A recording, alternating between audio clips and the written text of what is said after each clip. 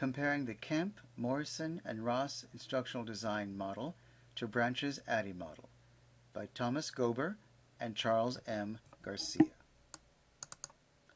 The Kemp, Morrison, and Ross instructional model consists of 9 different steps: instructional problems, learner's characteristics, task analysis, instructional objectives, content sequencing, instructional strategies, designing the message, instructional delivery, and evaluation instruments. The 5 phases of Branch's ADDIE model are, in order, analyze, design, develop, implement, and evaluate.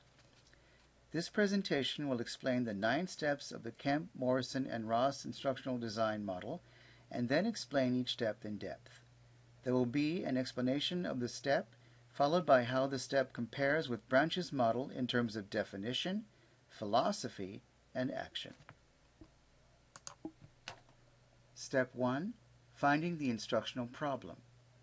First, there is a needs assessment, which has 4 purposes.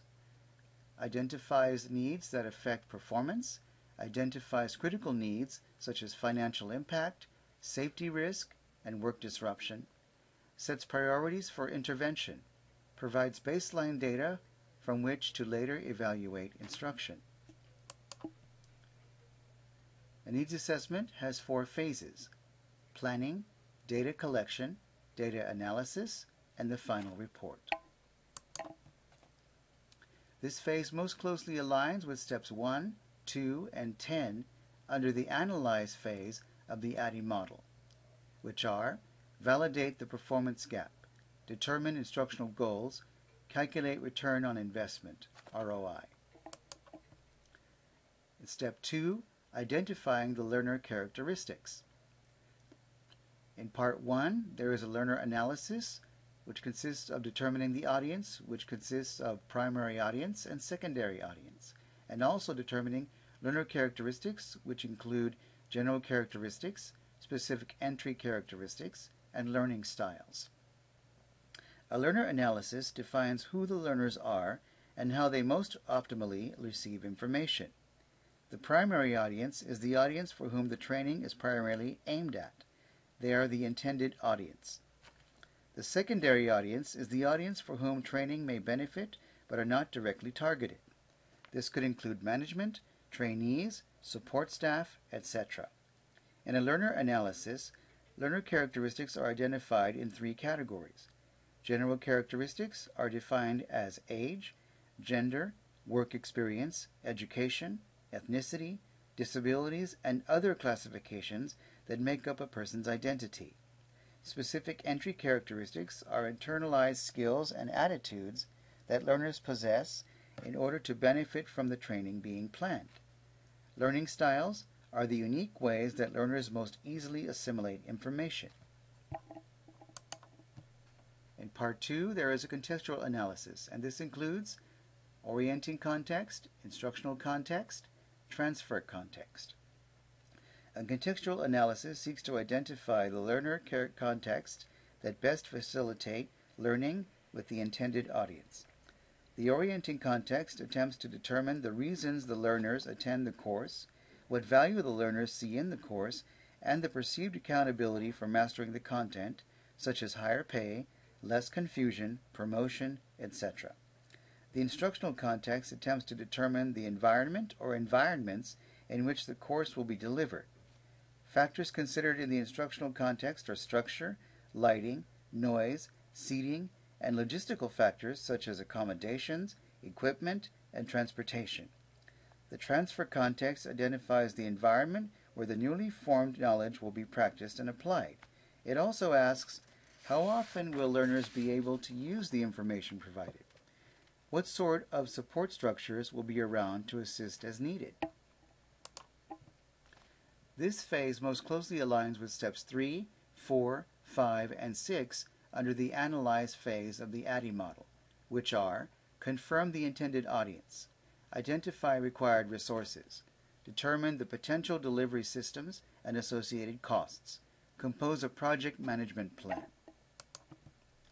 Step 3. Performing a task analysis. A task analysis has 3 purposes: It defines the content required to solve the problem, forces the subject matter expert, SME, to break a process down into discrete steps. It also exposes any prerequisites that went previously unnoticed.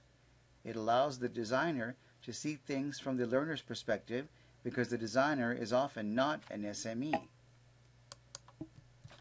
The task analysis has three components: a topic analysis, which analyzes the vocabulary used to talk about the topic being presented; content analysis, which analyzes the materials and content presented during the training; and a procedural analysis, which analyzes how and why things are done during the training.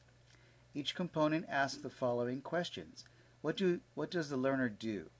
What does the learner need to know to complete this step? What informs the learner about the completion of this step? That is it completed, incomplete, or needs supervisor intervention? This phase most closely aligns with step 7 under the design phase of the ADDIE model, which is conduct a task inventory. Step 4, continued. Instructional objectives go under 3 categories: cognitive, which deals with knowledge and understanding; psychomotor, which deals with muscular and skeletal ability; and affective, which deals with opinions, emotions, feelings. Written objectives need to refer to something observable. Begin written objectives with action verbs such as write, draw, design, create, explain, define. Objectives should be what are known as SMART objectives, which are objectives that are specific, measurable, achievable, relevant, realistic, and timely. Objectives should have performance conditions that clearly explain to the learner and evaluator what is expected of the act. This phase most closely aligns with steps 8 and 9 under the design phase of the ADDIE model, which are compose performance objectives, generate testing strategies. Step 5, sequencing the content.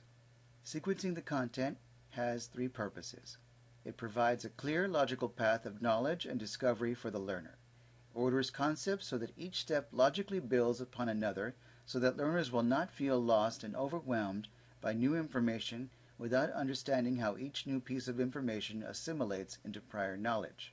It prevents cognitive overload, the feeling of being lost and overwhelmed due to an inability to connect new information to prior knowledge. There are 3 strategies involved in sequencing. Learning-related sequencing. This focuses on the information the learner must master, such as a prerequisite, which involves that you teach skills required to perform another skill first. Real-world sequencing focuses on spatial relevance in the learning process. Spatial meaning such as left to right, top to bottom, north to south. Concept-related sequencing focuses more on the concepts required for mastery, such as class relations, in which someone is asked to provide a description of a classification or grouping before delving into specifics of group members. This phase most closely aligns with steps 11 and 12 under the develop phase of the ADDIE model, which are generate content, select or develop supporting media. Step 6, designing the instructional strategies. In this phase, 2 things occur.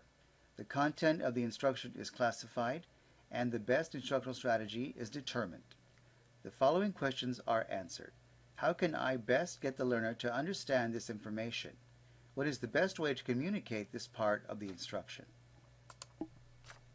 There are different forms of information to teach, which are facts, concepts, principles and rules, procedures, interpersonal skills, and attitudes. This phase most closely aligns with steps 13 and 14 under the develop phase of the ADDIE model, which are develop guidance for the student and develop guidance for the teacher. Step 7, designing the instructional message, which involves 4 components. Pre-instructional strategies, such as you have a pre-test over future material, This seeds the learner's thinking so that new terms presented later are familiar concepts, organizers, such as diagrams and word clouds, which focus the learner and increase learner engagement. Signaling, which is the use of keywords and phrases in bold or italics to call attention to important information. Multimedia, which is the use of pictures and graphics to support learning. This phase most closely aligns with steps 13 and 14 under the develop phase of the ADDIE model, which are, again, develop guidance for the student and develop guidance for the teacher. Step 8, planning the instructional delivery. Remember, the purpose of all of this is that you need to focus on the needs of the learner. You want to focus on objectives, make it concrete, use learning and pacing cues, be consistent, pace content presentation, be aware of step size, which means be aware of which are the larger steps, which involve smaller steps within them. And you want to manage cognitive load, which means do not give them too much to overwhelm them and too little to cause them to be bored. This phase most closely aligns with steps 16, 17, and 18 under the implement phase of the ADDIE model, which are conduct a pilot test, prepare the teacher, prepare the student. Step 9, developing the evaluation instruments. The evaluation instruments have three purposes. They ascertain what the learner now knows as a result of the training. They inform the instructional designer as well as the instructor which concepts are being retained by the learners and which concepts need additional improvement. They check that the instructional objectives have been met. Evaluation instruments are of two types. Formative, which are done during instruction to determine what students are understanding and what they need assistance with. Summative, which are done after instruction to determine how much of the instruction has been retained.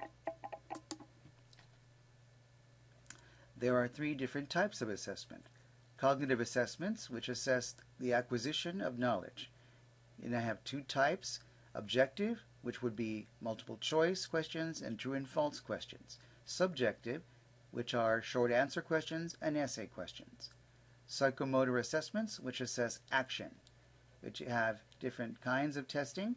Direct testing, which is real-world observation. A checklist, where you check a list of actions to check for. A rubric, which are performance variables worth a percentage of points. Exhibition, which involves assessing a performance of skill, such as dancing. Affective assessments assess attitudes, feelings, and emotions. And you can use a questionnaire or a survey to provide numerical rating scale or an interview with open-ended questions. This phase most closely aligns with steps 15, 19, 20, and 21 under the evaluate phase of the ADDIE model, which are conduct formative revisions, determine evaluation criteria. This is also determined in phase 4, defining objectives. Select evaluation tools, conduct evaluations. These are our references.